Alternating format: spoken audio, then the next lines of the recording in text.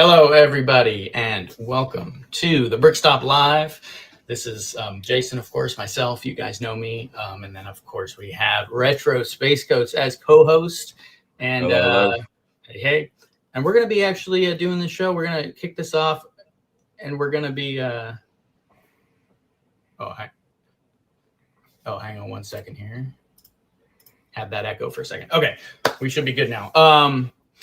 Yeah, so Retro and we've talked about kind of getting a show back up on the air, and so we're excited to do that. And we're going to try to do kind of like what we did with Let's Talk About Lego, where we kind of do a show every week. This is not Let's Talk About Lego. I want to address that real quick. This is kind of our own show. We're going to be really leaning heavily into more of the mock building and things like that, as opposed to a comprehensive kind of breakdown of every theme. But we will be addressing some themes like that too. So that's going to be kind of what we're going to be up to here. I do want you to know I talked to Andrew yesterday. He's doing well. He's just very focused on taking care of business at his place. But I told him if anytime he wants to reboot Let's Talk About Lego, I'll be back on there with him as well. So we can definitely do that. So Retro. What's How up, you doing, man? I'm all right, mate. I'm all right. I'm very well. Just enjoying a very cold English winter. Yeah. Battened down for the holidays with a whole bunch of Lego. So yeah, very chuffed. Yeah, we've got like a whole solid week of rain up in Washington here. We got flood watch going on and everything. It's pretty wild. Wow. So yeah, that's wild, man. Yeah, we're just getting soaked. Hope the disruptions aren't too catastrophic in any way. We got it's pretty rainy here as well, wet and wild, but yeah, not too. Yeah, bad. we had a big tree go down over the road a couple of days ago, and the fire department's out here. But yeah, that's pretty much standard living out here in Washington State. You basically have to swim to work. Anyway, all right. So yeah, we're back on the air. This is the live show. I'm in the cockpit here. I'm running this thing like Andrew did, and now I realize how difficult that was. So that's fun. Good job, Andrew. If you're going to be watching, I appreciate that. Let's say hello to everybody. We got Paul Boop. We've got the Lego Den. We've got Magisto's Workshop. We got Spacer Nate. We got Lorem System, yes. Build Lego, Trick Bricks. Welcome, my friend. Welcome, everyone. James Westman, TX Blake. We're all here. Yeah, so welcome to the show, guys. It's awesome to see you. I want to point out Lorem Ipsum said he was jumping on this as an important work meeting. So very important. Top priority business. Yeah, I was joking with a Retro. I was like, yeah, this is a financial investment meeting because we all so invested into Lego at this point. Got to figure this out. So yeah, man, I mean, the Lego world seems to be going nuts lately. There's so much to talk about. I don't even know where to start. I put these topics up here. There's more than this, but these were the ones that kind of were hitting home. Obviously, the Bricklink issue is going to be big. And then we'll talk about the rest of that stuff. But these are definitely the topics of the day to mark a returning to conversation about this this brick system. Yeah. Chorange Bricks just jumped in as well. Hey, welcome. So it's good to see some familiar faces from the old show. And like I said, if that old show ever wants to be booted back up, I'll just do 2 shows. I got my Brickstop Live show with you, and then Andrew and I can do our other show again if that happens. So, but yeah, I think that's mostly what I wanted to address before we really start talking about this stuff. So let me pull this up here, and we're gonna jump into it. So yeah, we got the Silence of the Land. I wanted to bring this up first because, and look, I've got my gripes with LAN. You know, I don't make it my entire identity like some accounts out there who just like clown on LAN the whole time, and that's pretty much all they do. I know some LAN people; they're decent people, but I did want to point out how interesting it was that the Lego Ambassador Network, after the announcement that Bricklink was banning basically itself in 30 some odd countries, had nothing to say. I've checked all their accounts. I've checked all of the Instagram pages, and radio silence. Radio silence. We got the silence order. So we got the silence of the land out here. Full and I black find that silence. interesting. You know, what do you think? Like, yeah, it's weird. It's nuts. I mean, like, first of all, the first thing I think is that pun's amazing. Silence of the Lamb's great because it's like, it's so true. It's like, where's the conversation? Everything about this has been like that, as well. I'm sure we'll uncover in a minute. But no, I totally agree. It's ridiculous, and it seems on the surface level very suspicious in some ways.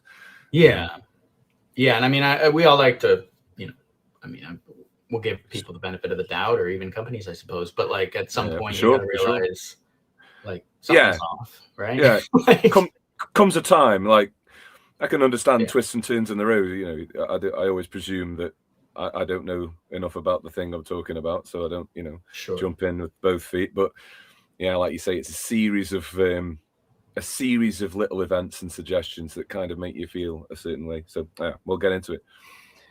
Yeah, for sure. And you know, let's be honest, the way that this news was rolled out to people was through emails just sent to the people who were getting booted. They didn't make any announcements. They did follow-up apology statements and things like that. But really, I mean, it was very much under the table. And when you have a LAN network, and I get like they're mostly for promoting sets and things like that and community, whatever. But like, this is supposed to be the line to the people, right? Yeah, for sure. You know? So we got the Lego, we got the LAN, we got the underlings like you and I, and so these people should be the ambassadors, right? Yeah, well, they should be literally representing our need for information, really. Like, those are the people that we're sort of, come on then, what's it all about? Yeah, nada. Yeah, so I just found that interesting. I mean, it's obviously clearly that they've been told not to talk about it, which just makes it smell worse, you know. Yeah. So really, that's what it comes down to. Let's see. Lorem System says LAN members are not all terribly misinformed people. However, their hands are tied and lips sealed because the Lego group has them at their little marketing pawns. Sure. Oh, for sure. I mean, yeah, I mean, that's kind of what we're implying. And again, I mean, like, sure, it's a big corporate thing, you know, Oh, for sure, yeah. I'm not thinking about any individuals in LAN when I'm thinking about this. I'm just thinking about, you know, the systems that have tied them. That's all. Yeah, when you do something like this, especially when it's not like an announcement and it's just through kind of emails to people and stuff like that, it's like, okay, yeah, where's the actual you know? Well, we'll get into it. I mean, here's the map. So these are the affected countries. So I'm going to hold this up here for a second so you guys can read out all of these countries. I mean, some of them are seemingly just insane that they're cutting services to, like, I mean, some of these are not small countries. Like, no. I mean, they're pretty big. Well, isn't San Marino in the middle of the country? So, like, there'll be situations where if you step, you know, a mile outside one location, then you can buy some Lego, but as soon as you go back in another direction, then you can't. And there's some weird scenarios occurring that make it just not make much sense. Yeah, and that's kind of true for a couple of these different places. And, you know, for anyone who's jumping in or doesn't quite know what we're talking about, Bricklink announced, well, they didn't really announce, they just kind of told people through emails, and then it came out after that they're completely shutting down services to over 30 countries across the world. And that's including buying, selling, and as far as I know, still stands the Bricklink design program participation as well. Yeah. So that's huge. That's huge news. You know, so it's not just the consumer side of it; it's the people who are selling it and people who've got businesses and that kind of thing. It's a holistic effect that it's going to have on all those different places.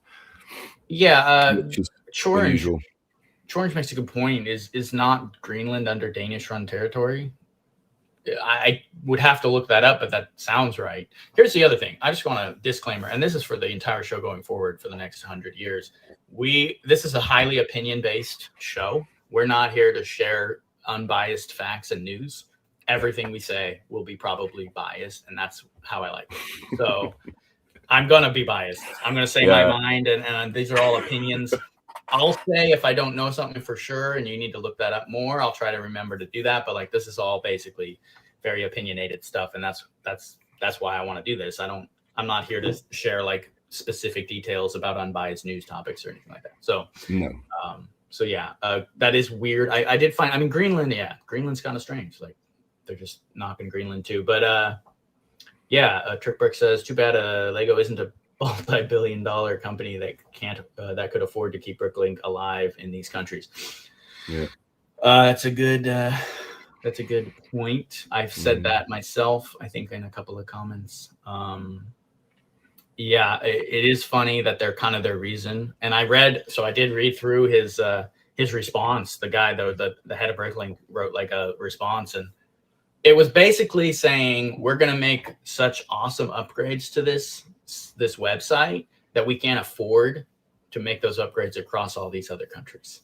So, I think that was the argument I heard, that they've got to do this reboot, this restructuring, and so it was easier for them to stop production, do the update and the restructure, and then restart production in those countries. And I'm willing to venture that there might be something there, but it's weird. So maybe in the next few years, as they restructure, they start expanding back into those countries. But if that was their plan, why wouldn't they have led with that? Well, you'd think they would just ease people, especially on Black Friday when they announced it originally on the message board of the Bricklink website. It's a weird one. So I've got some bits here like this. So CEO, he dropped the news via the Bricklink message board on the 21st. Well, not many people picked it up till the 28th. So it's like a week later, which is a weird time as well. It's Black Friday. All the AFOLs and the Lego fans and consumers are really excited about having some disposable income to get the Lego set they've been pining for all year. And then if you're in a certain part of the globe, all of a sudden you've got to make the decisions quick. I mean, granted, you've got time for Christmas, but that's not the point. It's short notice. They originally, no, I was just going to piggyback on what you said. Originally, they were pulling it way shorter notice. They extended it to the end of the year or the end of the month or whatever. But originally, they're like, yeah, you have like a week to like call it, pack up bags, pay your fees. And then they're like, okay, maybe you don't need to pay the fees and you get the rest of the month. So they like pedaled that back, which is good. I mean, you got to take your wins, but still. I mean, it's a small offering considering the scope of the problem that's been created, but yeah. Whatever. So, I mean, when they bought Bricklink back a few years ago, they literally said they were planning to do this whole acquisition to connect better with the adult fan community. That's legitimately out of an interview with one of the people that was involved in their acquisition. And this is just so obviously not the case now. Like, I don't know if it's about controlling the aftermarket. It doesn't really, I mean, in some ways I want to say it is, because Lego does seem to love telling people how to use the toys that we buy from them. But, but they changed their minds on that based on profit. Right. Adults not welcome. Oh wait, adults welcome. You've all got old now, have you? Yeah. The core fans are all like 30 now. Oh no, we need to start appealing to them again. But I mean, here's the thing though: if it is all about control, especially of the aftermarket, they're losing control if they cut off their services. So in some regard, that's not necessarily the case here. But yeah, I don't know. I mean, I talked to somebody who's in one of the countries that this is affecting, and they've put a ton of work and time into their Bricklink shop and everything. And yeah, of course, they're already porting over to Brick Owl. But he said it was more than that. It felt like he was severed from a huge global community when this happened. Brick Owl doesn't have the same community built around it. Like, it just doesn't. But that's what I would say. Brick Owl has a chance to become a hero and rise. I mean, I agree with your previous statement, and I'm primarily a Brick Owl consumer. That's just the way it falls for me in my locality in Staffordshire, in England, in the Midlands. So I've bought things off Bricklink. I love Bricklink. It's if I need some specific piece in bulk, then fine. It gives me access to the globe to try and get it, mostly for trans quarter domes from space, to be honest. But it'll be interesting to see how it affects Brick Owl as someone who uses Brick Owl all the time. I don't know whether it's the sudden influx of new stuff in Brick Owl. That'll be interesting. So like Space and Nate say a Brick Owl so excited right now. Yeah, exactly. They're like, and they ought to be, and you know, and that's why I say Hero can rise here, because Brick Owl could not only continue supporting countries that Bricklink will now drop, but they can expand into the countries that Bricklink's cutting if they have that infrastructure. I understand, like, it's hard to do, but if Brick Owl can do until they get big enough, and then the same thing will happen to them.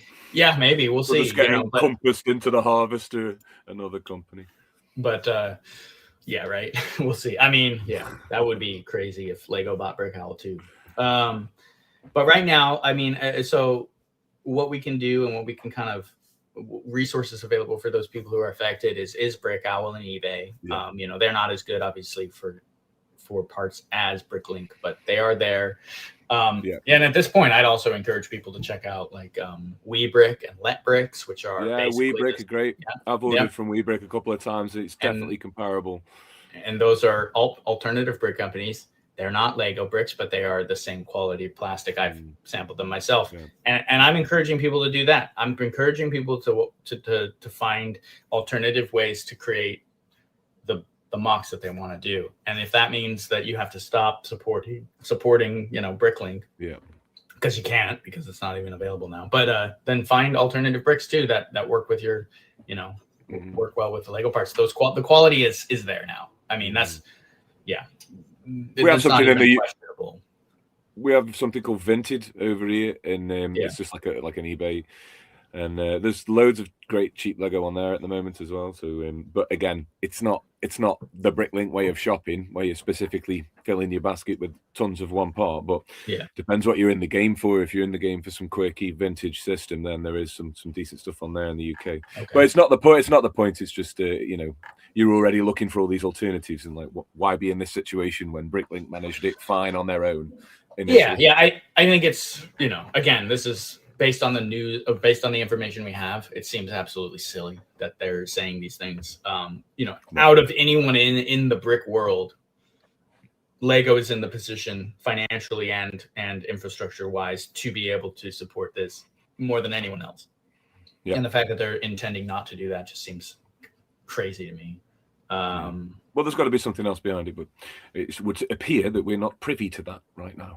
Could be, and maybe the land creatures will come out and tell us what happens later once they have that information.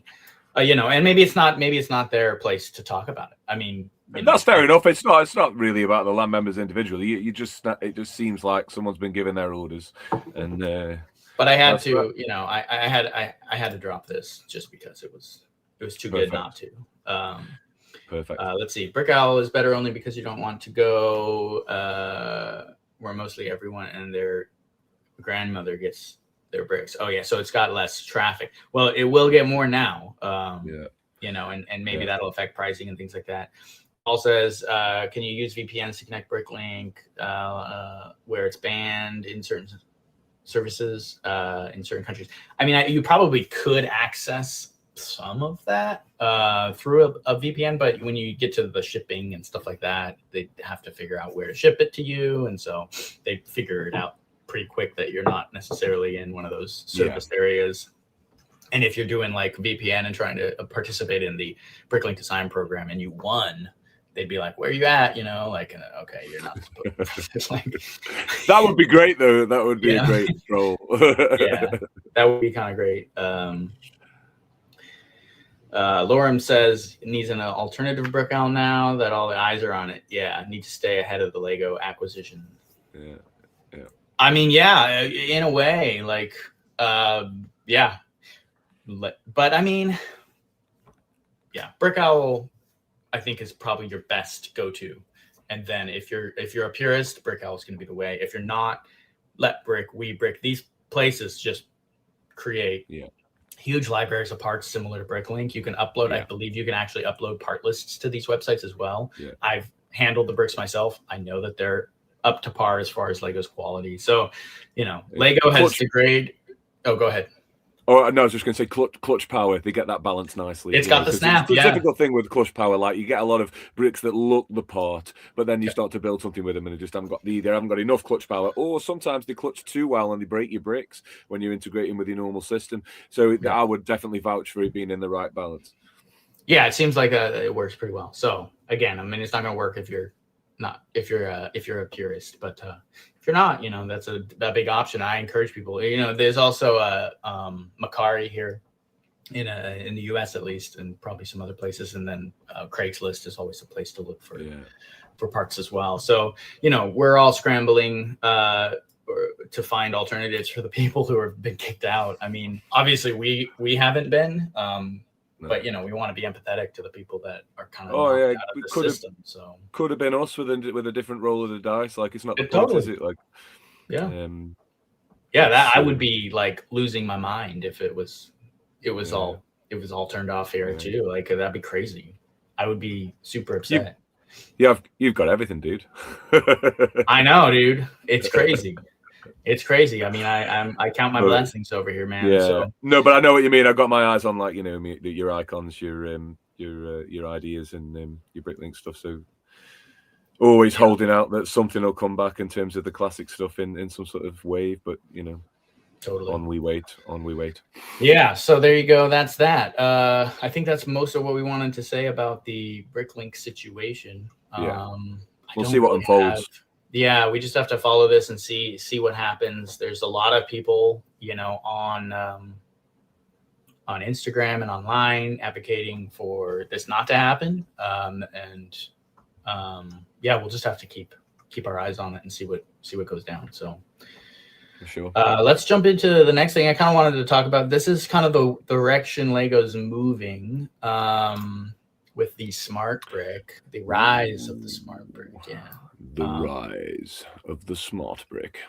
Yeah. Very nice. So, initial thoughts on this. What do you think? What do you think this direction Lego's going? How do you feel about this? I like some of these designs, but I really couldn't care less about a smart brick. I mean, I'm very biased against anything with the word smart in front of it. I just immediately like, what? Yeah. Because not including great motors and electric elements of classic Lego, put those to one side. They deserve and belong. I just feel like Lego's my analog toy for when the power goes out. Do you know what I mean? Like Lego's my apocalypse toy. Why do you need to make it smart? Totally. But again, there'll be totally loads of that's a ridiculous argument from my part. It's just how I feel. I totally understand that there will be loads of cool stuff. You could probably do so much stuff with your computer with it. I'm sure I'm sure it's very, very cool and functional. I just wonder why sometimes. I don't know how you feel, Jason. Oh, I hate it. Yeah. I was trying to be diplomatic, but I don't care. I mean, it's so stupid. I mean, taking a diplomatic stance is kind of a good place to go at something because it actually makes you kind of think outside your own opinions, right? Like, yeah, I'll give it. But I'll give everything its due. I'll give everything its due. I'll have a look at the thing and see. But this is just ridiculous. So the smart brick, yeah. So let's get into what it does real quick, and this is based on reading that I've done. It's not. Again, this is all kind of based on leaks and things like that. Honestly, these set images, I'm not even sure if these are going to be released. There's places that say, yes, the jungle base and all of these sets will have smart bricks. Interesting. And they're coming out, and other people said they were canceled. So so these are just sketches for the advert, but not necessarily builds that could be coming. That's a shame because this actually grabs my attention. No, I like these sets a lot. If these were just standard sets without smart brick integration, I mean, you got an alligator temple. Especially this alligator temple. That's the one. If I could get that bridge off the lava one on the alligator temple, I'd be pretty happy with that set as a bit of an adventurous sort of vibe. Totally. That's great. Totally. No, I'm with you. So back to what this does. So as far as I can tell, this little blue brick will be integrated into several Lego City sets coming up in the next year. And a ton of Lego Star Wars. It's making its debut in Lego Star Wars, and it's going to be in like a whole wave of probably, I think it's roughly like 9 sets or something like that, maybe a little bit more. It comes with a minifig design as well, and these are going to be licensed minifigs, so a bunch of different minifigs will have the smart chips in them, as well as some looks like Lego City minifigs as well.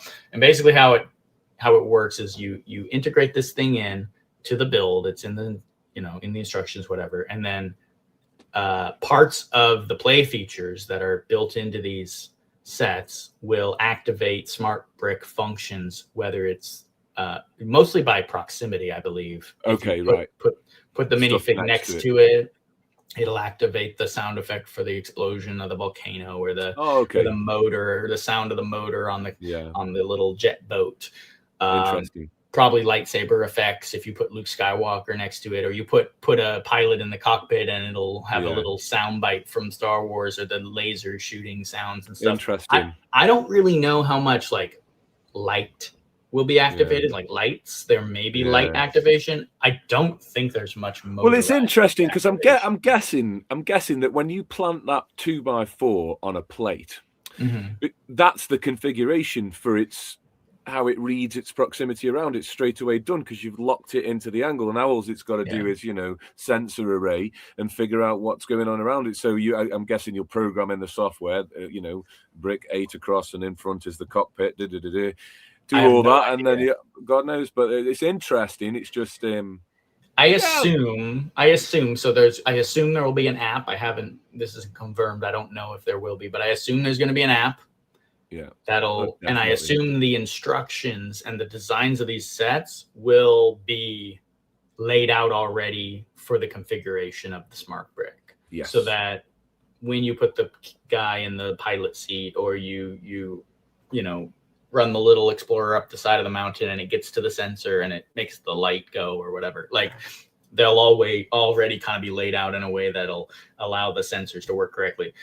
I mean, that's a good point, though. If it's scanning its surroundings, like what else? Once you do the click, once you do that click, it's calibrated, isn't it? So I guess that's very smart, Lego. Well done. Yeah. Except for if they're smart, if you got a pile of smart bricks in your office, is it locating where you're sitting in your office? Like, at this point, it's almost like rubbing your face, isn't it? You're on the grid and literally put this on your grid. Are these chipped minifigs being produced in China? I'm just curious.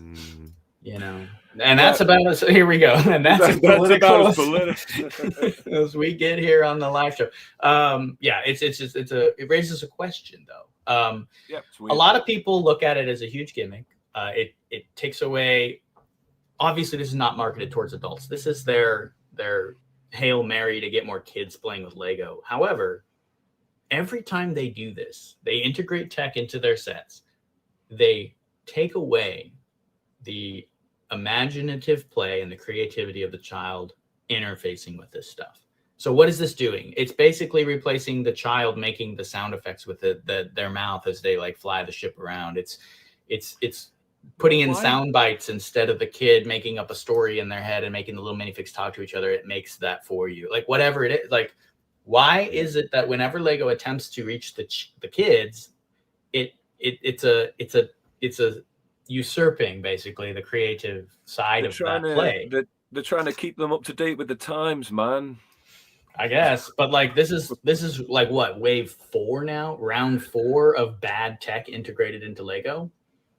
It's just they'll spend their money anyway other than servicing the original fans, won't they? Well, sure, yeah, we already know that. Throw it away before they chuck us any bones. So that's kind of the summary of what this does. It's an integrated sort of play feature that is going to make all of the sets that it comes with cost a lot more. So it's premium driving up the premiums. Yep, there's the money, and then it'll degrade the quality and the ability of or the value of some of the Lego stuff, Star Wars stuff. A lot of Lego Star Wars fans are absolutely hating this because we'll pull this one up here from Trick Bricks. He says the minifig leaks look awful, and they are. They have, as far as I know, and they may have changed this, but they have logos like stamped on the back with like goofy little like smart brick logos. The minifigs can't be customized or taken apart, at least to an extent. Like they have to stay together, kind of like those old light up Lego Star Wars lightsaber guys. Presumably you can give them a sword or something, but you just can't start swapping arms and legs. Yeah, I think the head and the torso might be stuck, and the legs, I don't know. They might be more like keychains. This is a little speculative, but I believe there's a lot of sensors and little bits of pieces inside these figs that are going to make it. Yeah. So they're going to make them rubbish. People are going to absolutely hate the Star Wars figs, because that's the thing. I mean, let's be honest, the Star Wars fans are ravenous, and they absolutely love their figs and the value that they bring and all of this stuff and their $2,000 printed arm Boba Fett, whatever. So like when you're going to put this nasty tech in there that's just going to kind of stop working after it stops being supported in 2 years, and they're just going to be these rubbish minifigs you can't swap heads on, or you can't like pop the arms off and do your customs and stuff like that. Like no one's going to want that. No. So it's gonna come into lore Skynet era, Lego Skynet. But really though, like this. What did I want to pull up Tricks 2 here? It says another gimmick that'll last a few years and then disappear. Yeah, I was just gonna say. He's right. Brick is enough. Yeah. Yeah. Well, and this is the system's fine. Like you've created a great system, and as you've fallen into the first trap, start like reverse engineering our own thing. I'm not saying that nothing great could come of that. It's interesting when they do cool stuff, but like not at the detriment of your core, the way you started and the core of the system. It's just it's a straight. I don't know. Again, sounding a bit like a purist or whatever. I mean, in some ways, I don't really care because I gave up on it a long time ago. But it's interesting. It's interesting. Yeah. I don't understand why everything has to be smart all the time. But that's a very Totally. I understand that's a bit of an ignorant point of view. It's just that's what my point of view is. I mean, it's pretty valid in some regard too. I mean, when we're talking about all this stuff, you're not wrong. I mean, this is where it's expensive enough as it is. Right. Yeah. Well, and that's what that's our next slide. And so we're going to get into that just right after this last kind of closing thought. All about the segue. Yeah. But ultimately, like what Tricks Bricks was kind of talking about here was that it is walking further away from the brick. And when Lego's going to realize that the brick is enough and then really just doubling down on creating like valuable things with that, which I mean, they do, but like for kids, I don't know. I mean, we're in a weird place, but when they almost went bankrupt back in the early 2000s, it was because of stuff like this. And maybe they're too big to fail now, like we're getting to that point, but but it doesn't mean they can't be making the same mistake. But at the time, they almost crashed completely because they focused on everything but the build and the play and the brick. Yes. And they created Jack Stone, and they created these goofy, weird play sets that took a lot of large, bulky parts, and they put a ton of money into video games and apparel and theme parks, and they completely lost the plot. And what brought them back was a return to complex building play systems, which is what most people want now. And I will say, and I'm not going to go into this rabbit hole because this will be for another live show, but the rise of the alternative brick companies that fill every gap that Lego leaves, including gaps in quality, is going to be coming to a head in the next couple of years. Yeah. I think the only hurdle they've got to so I'm so sorry to quote go for on that point. The only hurdle I think they've got to overcome, because you're right, the other company sets are getting just amazing, especially the Castle and stuff. But I think the only hurdle they've got to overcome is the minifig side of things. I agree. And I know that they can't to a certain extent, but that's going to be solved one way or the other. I don't see that as it is a hurdle. But there's also a lot of fans that aren't huge minifig fans. Yeah, for sure. The minifig is a staple icon of our era, not necessarily the era of the people who are coming into this in the next couple of generations. So we have affinity with that. But will the people who are already calling the alt brands Lego sets, because they use the word Lego synonymously with any building brick system, which is already happening, will they care if the minifig looks like we want it to? Yeah. Who knows? So maybe the people who like Lego from the 1960s and 1970s before the minifig, they might really enjoy. There you go. Yeah. No minifig play. Yeah. Yeah. So it's something to think about. It's definitely, it's a big topic, and I will probably do a live show covering a bunch of that at some point. For sure. But for now, that's kind of what I wanted to bring up, is the straying from the traditional Legos system. Yeah. Is that the way Lego needs to bring back its younger audience? I don't know if that's the case. Let's see. Nate bringing up the Loombrooks Funhole style lighting system would be much better. Yes 100%. And no. I mean, I don't. That's maybe for like the modular series or something like that. I don't. Funhole has or Lumibricks, I guess is what they're called now. But Lumibricks has a almost. I think it's every single thing has lights. Right. And for people that aren't necessarily into wiring their Lego sets with lights all the time, that's not going to work. But that's kind of where their Lumibricks has like a big hold on the market is the lighting systems. So I think Lego has. Yeah, if they had thrown like however many millions of dollars of research instead of at this stupid smart brick and put it into a integrated modular lighting system that could clip lights into most Lego sets and have it all like either wireless or some sort of cool system that you could use to light all your vehicles and cities, and they spent the research and the money and the time to develop that system and then threw that onto the market, I think that would have been much better. Yeah, it would have. It would have been an addition that already like to add to and expand something that's already good, as opposed to trying to create replace or create a new thing. Yeah. But it's just the reboot addiction of modern culture, isn't it? Just seeping its way into Lego. Really, I mean, you can't help but look at the macro sometimes. It's a strange thing. But yeah, I mean, I agree. I mean, I was really impressed with that Lumiworks setup. And it's just, I think part of the impact charm of that Lumibricks promo with that, what was it, like a sort of, not steampunk, but a very cyber, very lots of neon lights going on, sort of futuristic city build. It was great. And I think Lego's tried to do it so many times and never... Mm-hmm. I like the stuff back in the day with like, the Alpha Centauri base, the Blattron stuff and the Space Police. I quite enjoyed some of that stuff as a kid. That was great. And then some of the stuff that's come since, like bricks and stuff, it's just a bit fiddly, and it's almost just easy just to go get the USB stuff off Temu or whatever. Totally. So I guess Lumibricks is the solution, is provided that nice solution for that. They're probably the leading brand right now. But Lego won't do it that way.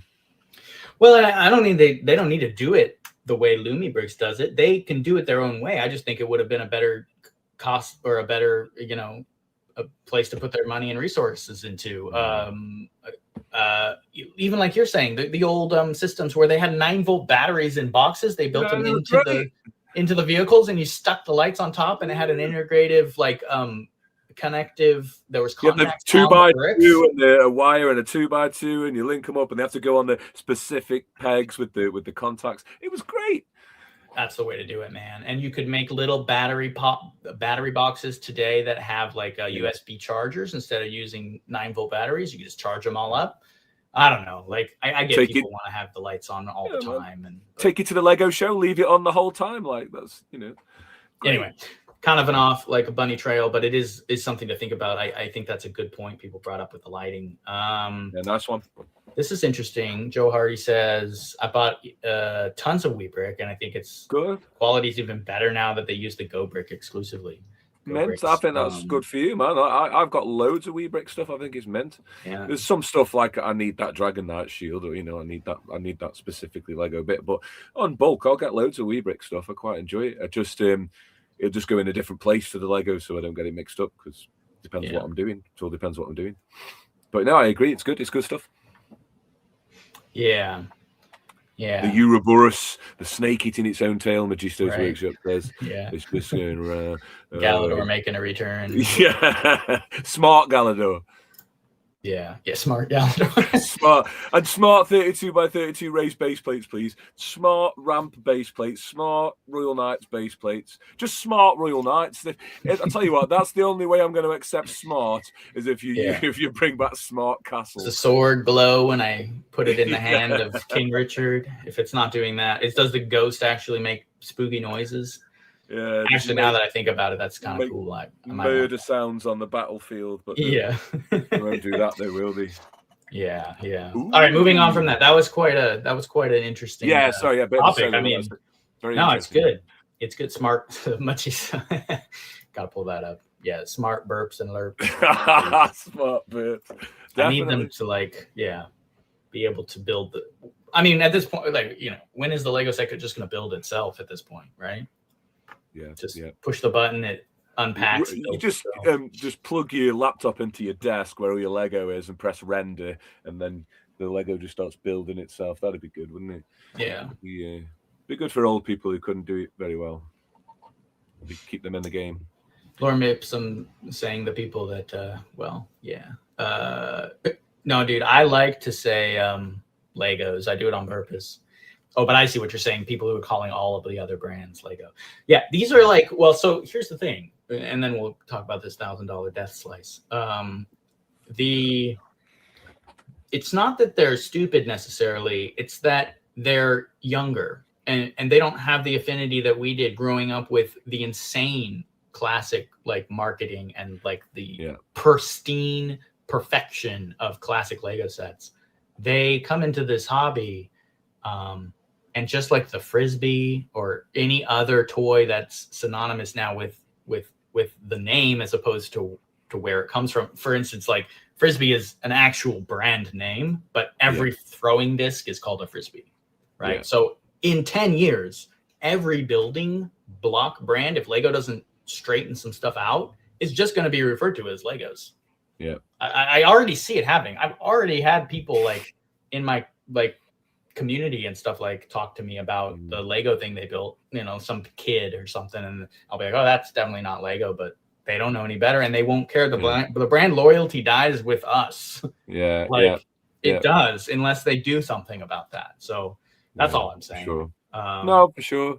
I mean, it's like we moan as much as we moan, but we're all hanging in there. Like, it's a beloved thing, isn't it? But it's just round the reeking all the time. K2 Films, it'll be like the old commercials where the sets build themselves. Yeah, they just stop motion. Yeah. I like that. Yeah. All right, so $1,000 Death Star set. What's next? What's the next $1,000? Are they going to push it? Are they going to make a $1,200 Lego set? Like, what are we doing here, guys? Yeah. What is happening with $1,000 set? I mean, did this start with the Millennium Falcon back in the day, or when can we trace this thing back to?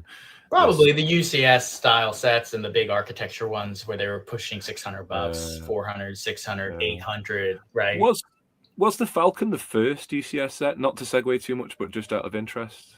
I wonder if anyone. I don't think so. I think the first UCS was there was a blockade runner, a X-wing, a TIE interceptor. Okay, cool.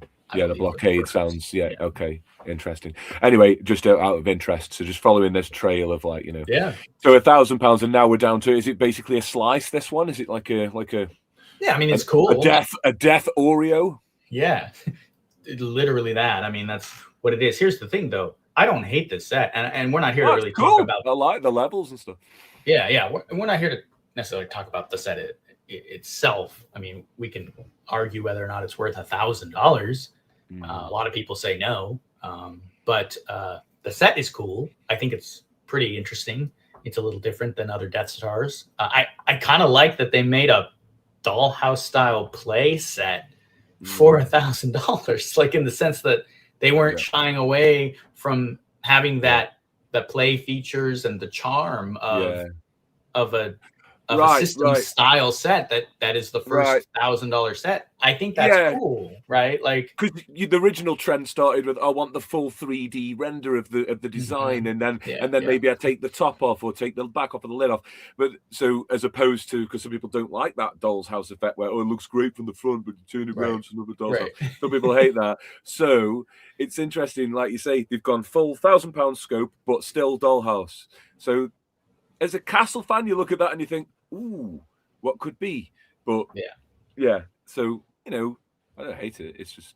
But should Lego sets be $1,000? Worth it? I mean, for a company that's like basically supposed to be a kids company with an adult offshoot. Yeah, but it's more like an adult toy company with a child offshoot now. Well, and the question is, this also bleeds into their other just insane pricing. Yeah. Like, how about the stupid fish tank? Yeah, don't worry about the $80. Yeah, don't worry about the £1,000 price tag. It's got some smart bricks in it. That's true. Yeah. So when you pull your shuttle Triderium out, it's going to go. You know, that's totally not something you could do with the TV in the background. Yeah, totally. Yeah. If it has a smart brick, hopefully, I need to pay at least 1,400. Full disclosure, I don't know much about this set, so it probably hasn't got a smart brick trick. I'm just this one does not. No, they haven't rolled that out. So smart bricks roll out in 2026. Cool. I mean, so I've heard a lot of different things about these higher prices because some of them just seem absolutely ridiculous. I mean, we got $1,000. I mean, this was kind of like their big flagship, pushing that precedent on the Lego fans. Like, we will be making $1,000 sets now. We've never done, broken that threshold. Now we are. Part of it is inflation, but part of it is just doing it and then creating this. Okay, we expect to see some sets. I mean, but my question would be first, what other scales are there? Is there a MIDI scale? There wouldn't be like a MIDI scale Death Star, would there? It wouldn't be. I don't know. But it's I guess. If there's others available, then it's like, okay, well, this is for the people who can really have just £1,000 to drop on something they really love. Argument. Sure. But if this is the Death Star everyone's been waiting for and hoping in the £500, maybe £600 range, and it's just £1,000, and then it's not like some grandiose full sphere with loads going on and a trench that you can, working trench to have the battle and everything. None of that. Like £1,000, I want to do the trench run with my X-wings. You know what I mean? Yeah. But that's not very realistic in 2025, apparently. So. Need a smart brick for that trench run so I can get the I need a smart brick, so I can do it on my VR headset while I touch my Lego and feel the brick. Pull up, you're coming in too fast. I don't remember all the dialogue, but we need it. So going back to just high pricing on all this stuff as we're rolling into the next year, and we see some of the prices dropping on some of these leaked sets and stuff like that. There's some rumors that Lego's trying to price out the pours. Like right. Like if we can sell 20, 30, 40 of these. Hang on, my cat's jumping on here. All right, there we go. For $1,000 a piece, we don't need to sell 700 little $20 battle packs to these people. So, at the end of the day, it is an interesting question. Lego's a very, forward green energy, whatever company, and they don't like that they're making plastic toys. They kind of hate that their own product is a plastic toy. So if they find ways to make less Lego sets and just price them higher, that kind of serves their end goal of, their carbon footprint and all of that. So, it could be that, they're trying to price out, keep some for the kids, but all the premium stuff, we're going to just crank those prices up, and people who can't afford them, doesn't matter. We don't need to make more for them. We're still making our quota and premium because everything's so expensive, right? So so the gambling on just this being the new norm, that you can just sort of, whatever new comes out, it's going to be £1,000. I better have £1,000 spare for my Lego. And I mean, spend 50 grand on Lego. In a way, it's a bit irresponsible. Really. I don't know. In a way, that could be, something they're kind of leaning towards. I again, this is speculative. It's all opinion based, but I don't know, but I've heard people talk about that. And I thought it was kind of odd, but then I thought about it more, and I was like, I guess there is some strategy there. Because then you look at some of these sets that aren't even licensed products coming out that are just really expensive. The one that comes to mind, of course, is the aquarium set, but there's other ones that have come out, like the FIFA World Cup trophy set is $200. Yeah, that's insane for whatever the heck that thing is. The drumstick. Some football fan who likes Lego a bit will just drop 200 on that to make his shelf look nice. No offense to anyone who's got that set and build it. I bet it's really good, actually. I bet there's loads of great metallic parts on that would be good for pirate treasure. So I'm not above buying a trophy. It just depends what parts are on it.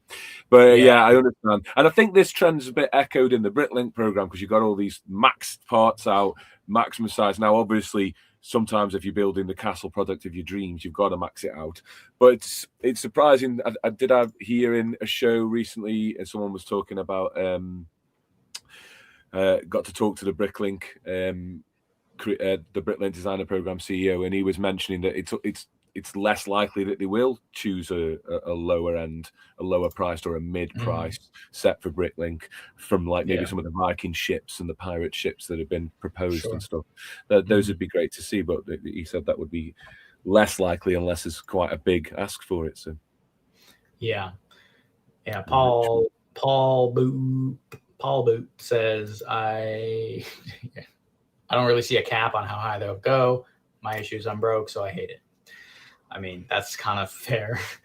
You've got to get full Forestman with this now. You've got to start getting on your eBay, your Vinted, and just getting the system. We get the system first before any of this new stuff. This new stuff's going to be in circulation for ages. Collect the system, and then go from there. That's what I say. Just get it. Whatever. Yeah. If I was still collecting. Oh, sorry. Yeah, you're right. No, if I was still collecting Star Wars, I would have wanted this, but in reality, there's nothing here that you couldn't get far cheaper. Besides a few minutes. Yeah. That's a fair point. Yeah. I got this new mic, so it's picking up my creaky old chair. Anyway. Yeah, mine's creaking a bit as well.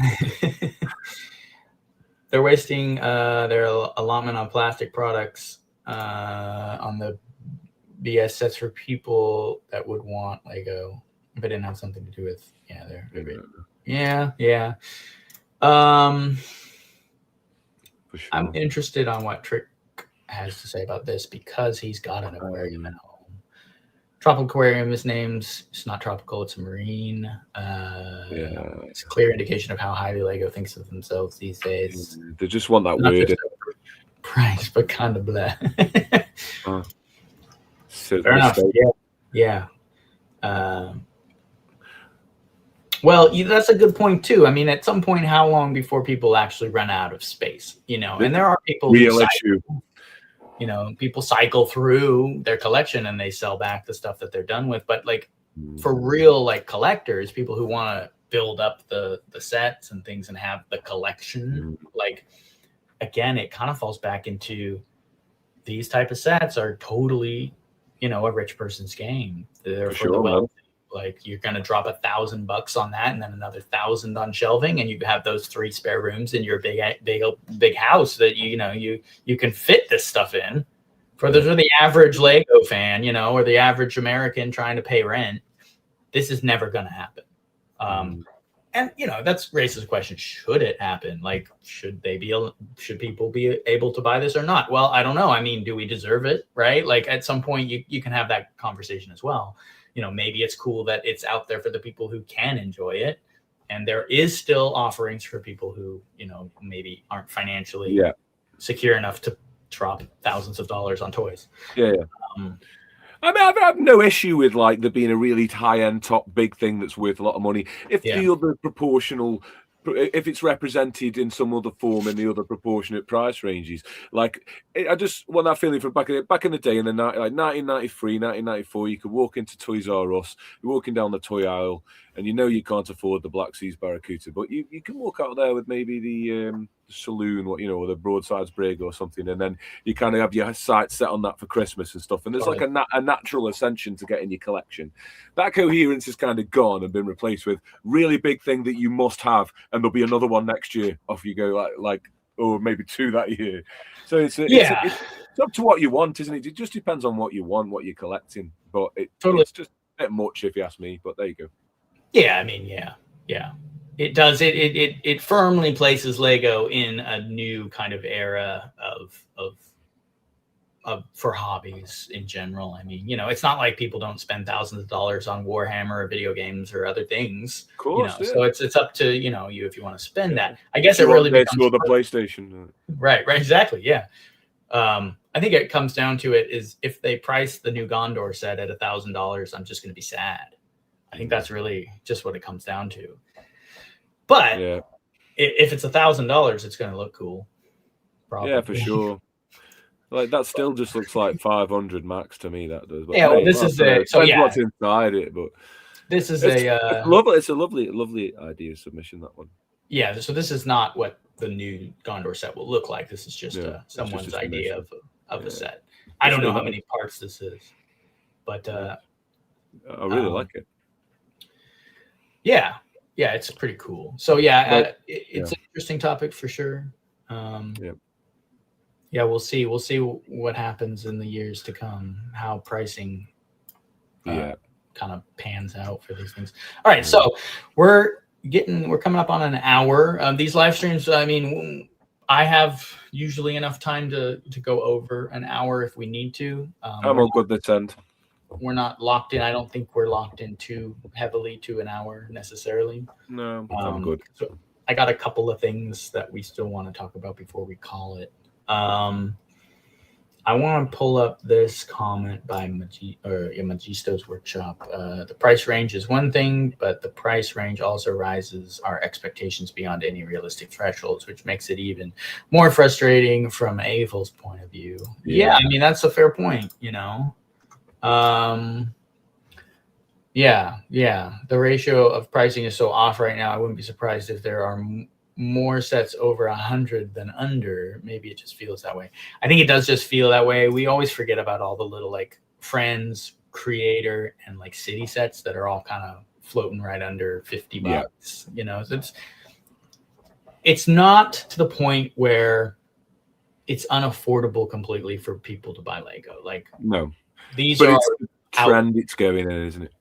It is a trend that's going. And, you know, I was talking to my buddy, actually, Paul, he's in the comments here. I was talking to him about how Lego's kind of entering their villain arc with the smart brick and the canceling of the brick link and the $1,000 Lego sets. And there's a few other things they've been up to recently that just kind of doesn't seem super cool. And so maybe they're on their way to become the villain here. I don't know. All I think about when you say that is the lineage of conspiracy around Bright Nights, Time Cruisers, Malik the Malabanda. There's a real wizard in Lego who's just like, it was completely well, I think ultimately there was some pretty heavy management changes over the last few years at Lego. It does seem to be much more corporate minded. Pricing shows that. Decisions kind of what's coming down the pipeline show that. Obviously, the handling of Bricklink shows that for sure. So it's a weird balance, and you know we can complain about a lot of things, but it's a weird balance between you know corporate profit margins and things like that, and like catering and to the community and the toys, right? So it's like this. It's always been kind of an interesting balance with them. They're not a publicly traded company, so at least they don't have stockholders that they have to like appease. You know. Yes, so they could. I think this has been a point of contention for a long time. I've been listening to a lot of talk around Lego, and certainly a lot of things you've said before. You know, it's this idea of they can do this stuff if they want to. They could do things differently if they wanted to, like this. I guess circling back to the Bricklink thing that we started on, it was fine before and then it's changed. Lego could do things, but they don't. It's just strange. There's obviously a lot of bureaucracy and stuff that we're not privy to. A lot of moving parts, and again, we're looking at it from one perspective. We're not in their shoes. However, like there are some things where you can just look at it and be like, look, they're not shy about talking about their billions of dollars in profit they make after all the bills are paid. Like that's profit. That's not net, whatever. That's how much they make after they've paid everything off and the taxes are filed. Billions of dollars. That's an insane amount of money to then not be able to print all of the bricks instead of put sticker sheets in your boxes. Like right? Yeah. Like there's some crazy things going on. Oh, that's the other thing. The 3D printed parts, which we'll talk about probably next time. That's a whole nother thing. Like I'd throw that in the villain arc box. Like I don't like that. I don't like that. Well, it's like it reeks of like this weird force that's coming to undermine Lego again. It's like what is this? Like there was a system again. I just keep coming back to the original incarnation. The system. If it ain't broke, don't fix it. Do you know what I mean? Like there's such too many cooks spoil the broth, as we say. Do you know what I mean? It's a weird. That's the way I see it. Call me fickle, call me narrow-minded or old school, whatever it is. But that's just the sense I've got about the whole matter on a matter. Yeah. No, I'm with you. Lorem Ipsum makes a good point. Kind of the complexity of the pricing. They're not sure the branding, the piece count, the size, the parts, the dual molds. Some sets have higher piece counts, but they're all smaller parts. Yeah, piece count. Let's get this out on the table. Yeah, I even in the back of my head use part count kind of as a gauge. That's trash. It doesn't work. That's been gone for so long. The part per piece like thing that people keep throwing around means 0 to me. It doesn't mean anything at all. That metric is broken beyond repair. Like because of the size of the parts they put in here, they have 1,000-piece set that's like a bunch of 1x1s. Like, and then it's like, you know, you can't compare that to a set that's like a licensed Star Wars product or something like that. So part per piece is kind of broken. I would never really use that again. Just throw that out there. But yeah, that's a good point. I mean, there's some things they talk about like weight, like the weight of the set and how much, because that kind of is a metric you can use. But again, that doesn't really tell me how they're pricing, you know. I think that Lego rely on you to think that it's something to do with the part count, because it's interesting that it's £1,000, it's 9,000 just over pieces. So what, you got £100 per 1,000 pieces, and then the last £1,000 or £100 is just buying you whatever details or special parts are in the set. Like that's what they want you to think, so that you can justify it in your mind and just splash the cash. But like you say, when you drill down and think about, well, actually, you know, if this is just repeated 1x1s and stuff for like 1,000 times or whatever, is that necessarily a true reflection when you know, because it's pre-printed straight from Lego? So yeah, and they've never really given us any kind of insight into the way they price a set. They just say similar things, like it depends on this and that and whatever the variables. It just seems like it's inconsistent, and I can look at like ones. Yeah, and it's like one set, like the Viking Village is such and such for all printed parts and like new minifigs and like a good chunk of pieces. And then you look at another one and it's just absolutely overpriced, it seems like. So K2 says they just eyeball the prices. Some guy says, I think it looks like this price. They just put them all out on the table and somebody just looks at them. Yeah, I think it's $50. But yeah, so that's where we're at. Pricing is always an issue. Stickers, you know, versus prints, that's a big one. We can talk about that in a future episode probably, because Barad-dûr springs to mind. Yep, same. Barad-dûr, that premium product with a massive sticker sheet. Love it. I'm going to bring up Trick Bricks here, and then we're going to move to the last segment. Cool. We are pushing an hour here. Absolutely right. Jason, I'm working on the King's Mountain Fortress video, and that set ends up being 35 cents per piece, which you would take in when you take inflation into account. Yeah, and that's another big one. And we got to remember, like, inflation actually means something. Trick Bricks was his slasher like video he did for the amazing. What was that one? Rocky River Retreat. Yeah, Rocky River Retreat. Yeah, with a great twist at the end. Yeah, I won't spoil it. No spoilers. Go to Trick Bricks and watch that. It's amazing. Yeah, you got to go subscribe to Trick Bricks. By the way, he's got some premium Lego content. Probably, I mean, everyone in the chat, anyone following my stuff is going to want to watch what he's got going on. For sure, and I think it's just going to get better and better. Cinematics, that was great. Bro. He got them cinematics going over there. Go subscribe to that. And he's got some cool stuff on the pay for platform too. So it's pretty cheap, I think, for the subscription, and you get some actual like high quality. Yeah, it's great. You get stuff before it comes out, which is great. I'm joined up. I recommend you do. It's great. Nice. Yeah, I would too. Yeah, definitely do that. But what he was saying was the inflation adjustment for the price of that set, the Rocky River one, was nuts. I was like, dude, if I saw that set for that price today, I'd lose my mind. I know, can you imagine? So Lego's always been expensive, like we know, and like you said, the King's Mountain Fortress, 35 cents a piece, like, you know, with inflation adjustment, we all forget about that inflation. Yeah. That's what I meant earlier when I was talking about, like, imagine going down that aisle at Toys R Us in like 94, 95, and just you see those high tier sets that you know you can't get yet, but you lifted up the flap and you had a look at all those cool parts, and it went on the wish list, and you buy the medium set and then go and pine over it for a year and get it for Christmas, hopefully. And there was like an arc to it every year, and it was brilliant. But yeah, it's just sort of isn't quite there the same. Or maybe it is. Maybe I'm just being ignorant on it. Yeah. No. Trick Bricks made me buy that set more than Lan has ever done to convince me of anything. Trick Bricks is the true LAN. The true LAN, definitely.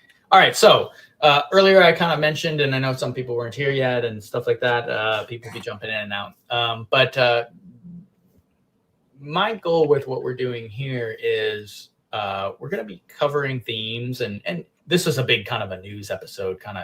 We needed something to jump back into all the stuff. I've been out for almost a year, right? So like we needed some things to talk about, and there's so much to address going on right now in the Lego community. But for this channel specifically, I'm not making another Let's Talk About Lego. This is not what this is. This is going to be our own kind of show. And yes, the format is very similar. We're using the same software, but and we have the slides and things. We will be covering themes, but we're going to load the back end of our shows with mocks and set design and really get into the building part of the community. And that's kind of our goal here.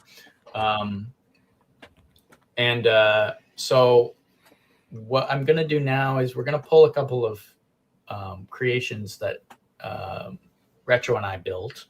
And we're going to look at those for a little bit as kind of a fun thing. And then we'll kind of get into what we'll be doing next week. So let's do that now. And then also, the goal of this channel also, if we want to just quickly do that before we jump into the next segment. The first milestone you and I are trying to look for is 1,000 subscribers. For sure.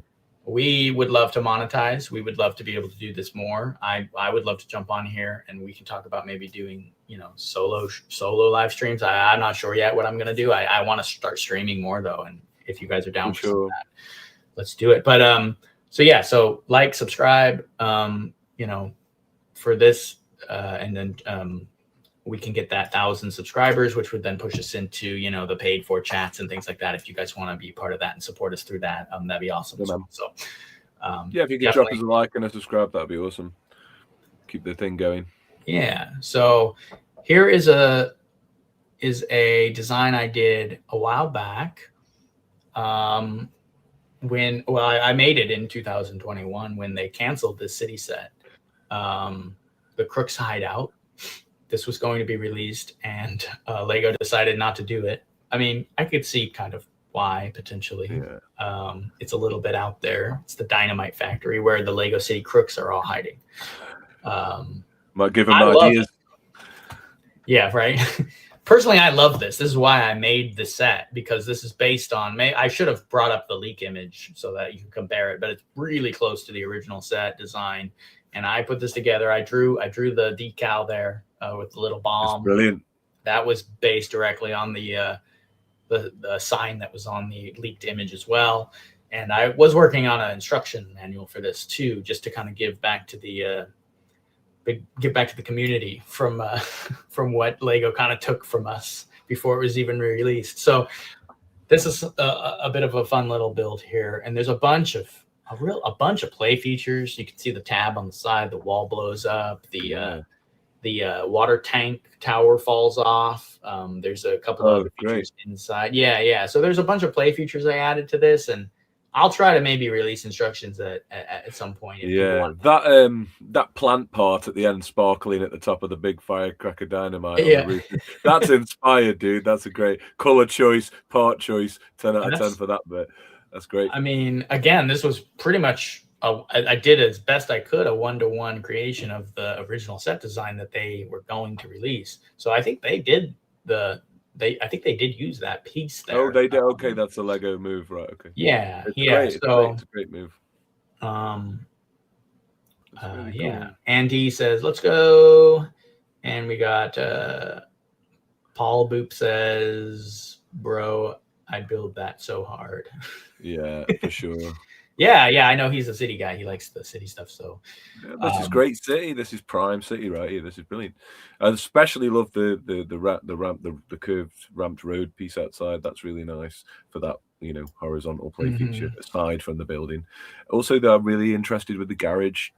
Is this a garage door underneath the bomb decal? Mm-hmm. It's really cool. That opens up. There was a little car that came with it. Amazing. Yeah. So that opens to another area. I should probably finish the instructions and just release them for people to build. It's actually quite a fun little build. And I put a ton of interesting little things inside the building that I'm not showing here, but Yeah. Well, it's cool to have people to be able to expand on a cancelled theme. That's great, because there's nothing worse than when your favorite theme gets cancelled, right? Right, or like a set or something out of that. Yeah. I mean, to be fair, Lorem Ipsum says it was around the same time the police sets were canceled. I mean, they weren't canceled, but yeah, they were kind of put in a box there. They were pushed out of the forefront based on the social climate. I mean, it was 2021, so we know what was going on back then. I mean, we all forget so quick, but it was kind of a wild time, and they had probably planned this way before anything kind of went down. And then they're like, we're not going to release an anarchist bomb factory in the middle of 2021. It's kind of a fair move by Lego if you think about it. But like, of course, I'm like, nah, I'm gonna make this so people can have it if they want it. Yeah, because we can't politicize toys, man. It's like well, it reflects that thing we've talked about before, especially like Andrew and I would talk about, is the rose-colored glasses that we view this whole the pirates and the natives and all these different things, like all the historical stuff. It's all done in this kind of whimsical, larger than life. Stay whimsical, man. Stay fantasy world, right? And that's what this is. It's a giant dynamite factory in the middle of the city with crooks hiding in it. Like, that's Lego for me. Yeah, right? man. For sure. Keep it whimsy. 100% agree. But the color choice on this is really nice as well. Like, it's muted to an extent, but there's some nice pops. It's really cool. The limited palette's really nice. Especially this. Is this like an awning or a sign on the left-hand side? This green 1x4 tile, that it looks like. That was a street sign I forgot to do the graphic for. Yeah, but that was you kind of don't need it. It will just kind of look like a remnant or something added to the ramshackle sort of vibe. It's really cool. Yeah. Thanks. Yeah, so that was fun. Andy says, do I just keep posting comments to get XP? Yeah. I don't know. Is there like an XP system that I can't see?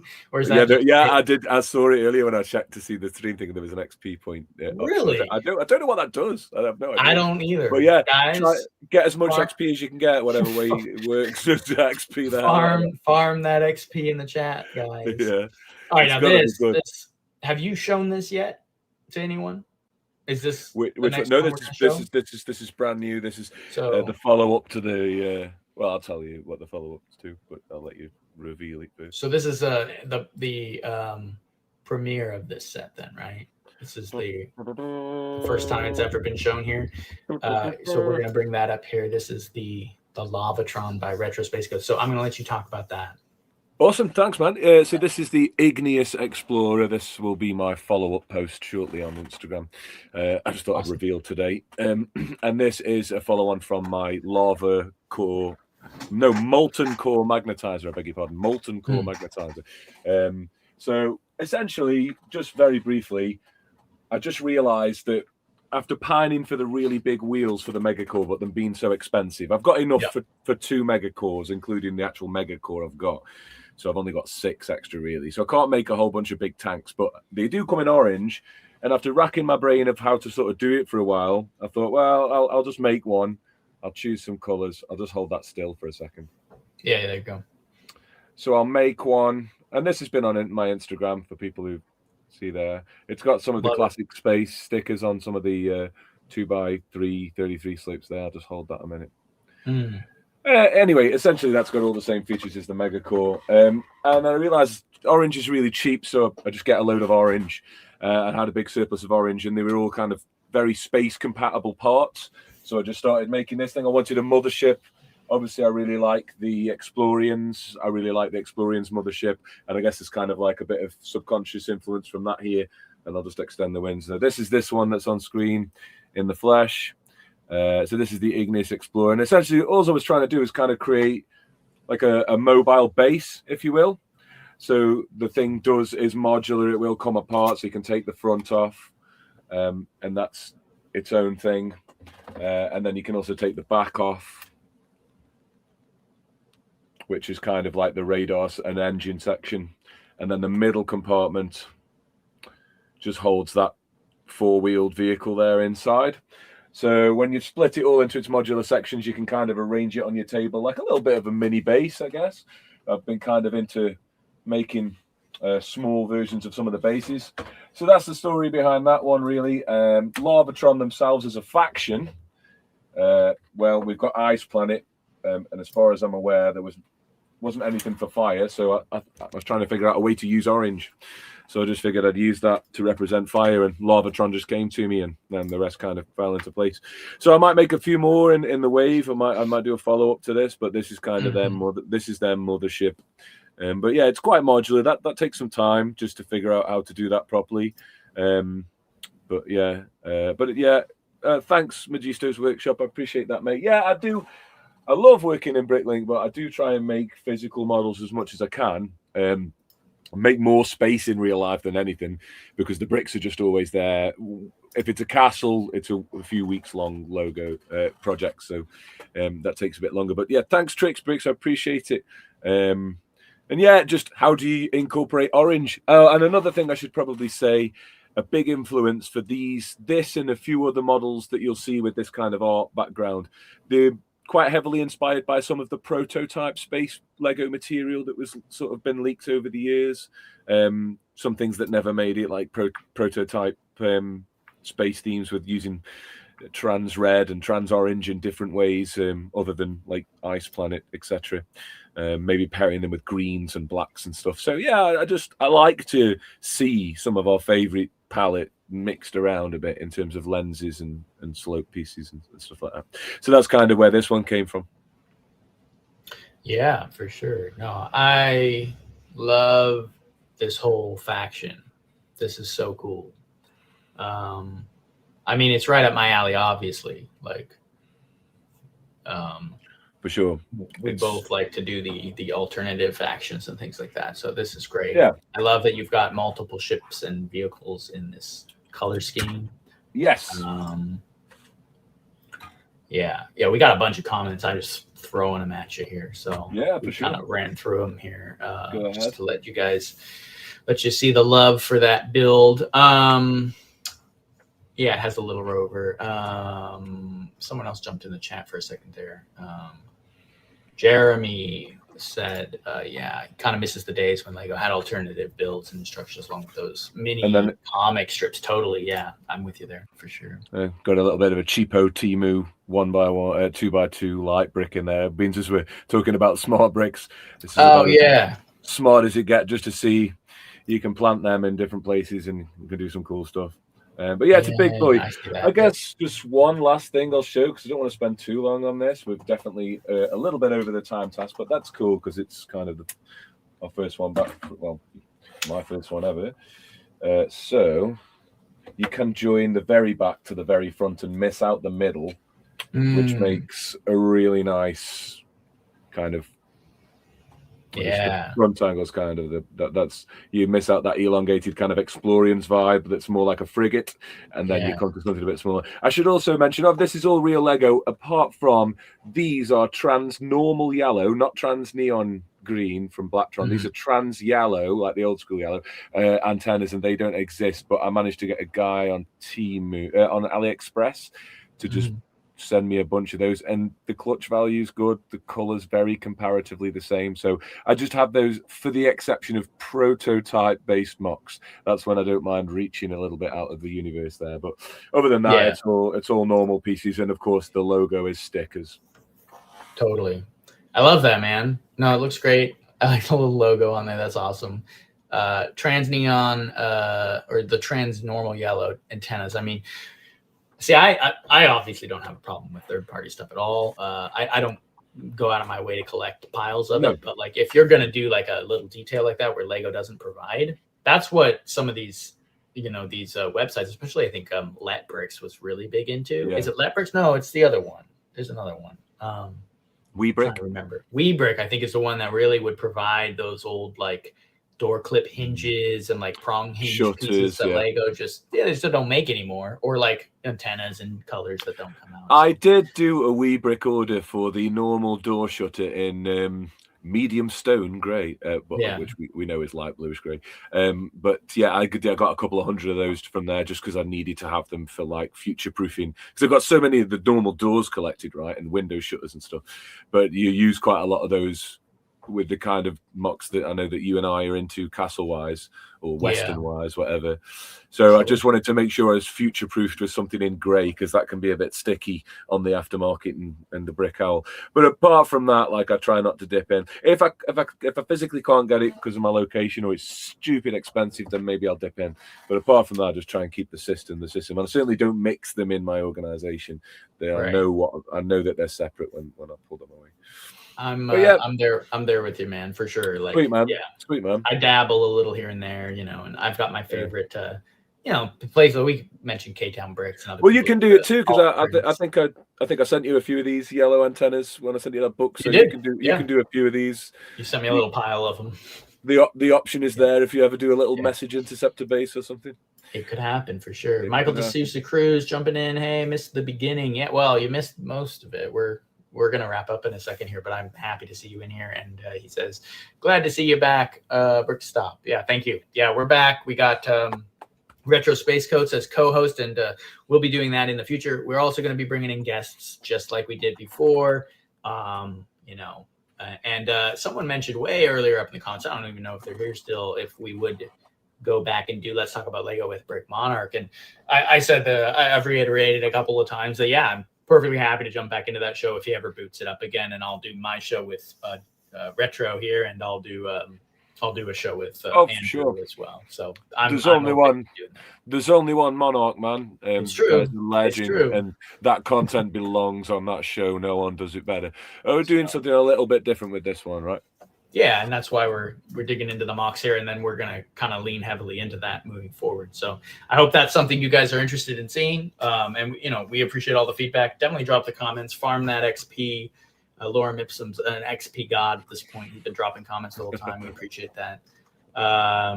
Third-party cypress trees have been a lifesaver. Yes. Yeah. Hey, man, you know, sometimes you got to bite the bullet. It's too crazy out there. You need to build those backgrounds and stuff with those trees. You gotta have them. There they are. Yep. So that's going to wrap up most of what we're going to be talking about today. I think I pulled most of the comments I wanted to see from this. Oh, yeah. If you if you integrate the Smart Brick into the classic systems, you get arrested. Yeah. Like, it just disintegrates. It's just like it can't. The Smart Brick can't calibrate with it because it's too good. So just put one of those Smart Bricks on the Wolfpack Tower and like it just blows up. The Smart Brick mind cannot comprehend the beauty of classic Lego. Standard of too high. Nate's getting a Lego lot with Cypress in it for Christmas. Yeah. It's going to be a fun one, man. I don't even know. Some of these lots still exist. The Mystic lot that I've literally been typing vintage Lego into Vinted in the UK here for ages now, every day. And I'll just every now and again, I'll just be like, 8 real knights, £4. I'm just like, yes. But there's little stuff like that. But if you're looking, it's there. You just have to be on like quick at it because it doesn't stay there long. Totally.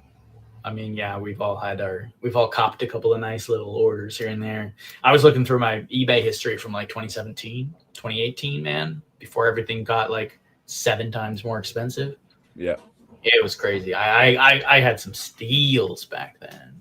No, yeah. So, all right. So next week, we are going to be jumping into the Wild West. Excellent. Yeah. We're going to call it episode 1. I called this one episode 0 because it's just kind of getting our feet under us here. So we'll kind of do a brief kind of look at the beginning of the live, looking at the sets, kind of the inspiration that we've taken, and then we'll load the back end of the show with mocks from both you and I based in the Wild West universe. So perfect. That'll be fun to get into. I think I've got like a handful of them, and I know you've got at least three or four probably. Yeah, I think maybe 4, and a couple of Indians ones on the burn. Okay.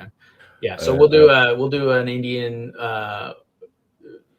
episode as its own because I have the Oh, Adobe. yeah, for sure. Split Yeah. this a little bit too big to do in one, so it's Yeah. better with the split. Yeah. Then we can always talk for ages about this gold. Right. Well, and I have the I've got the Goldeneye. French and Indian War sets from the early colonial era too. Amazing. I've got like yeah. Yeah, those are with the green coats sitting and Yep, having the a green smoke. coats, the Queen's Guard, and the Mohawk. The Queen's Guard are an amazing faction. I might need some more stickers. I have those. I do have those. I might need some more stickers. Those designs are amazing.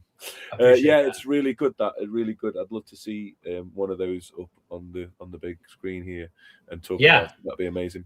So I'll pull for the Native American side of stuff, we'll get the French and Indian War, we'll get the Adobe the houses and settlements that I built, and then whatever. I think you've done a similar Adobe one maybe, and maybe something else. So we'll pull all the mocks in for that one. But next week we'll do our Wild West mocks with the cowboys and the soldiers and the forts and stuff. So yeah, definitely. Well, that's been the Brickstop live show. I think we wrapped it up at an hour 25, almost an hour and a half there. Had a decent turnout.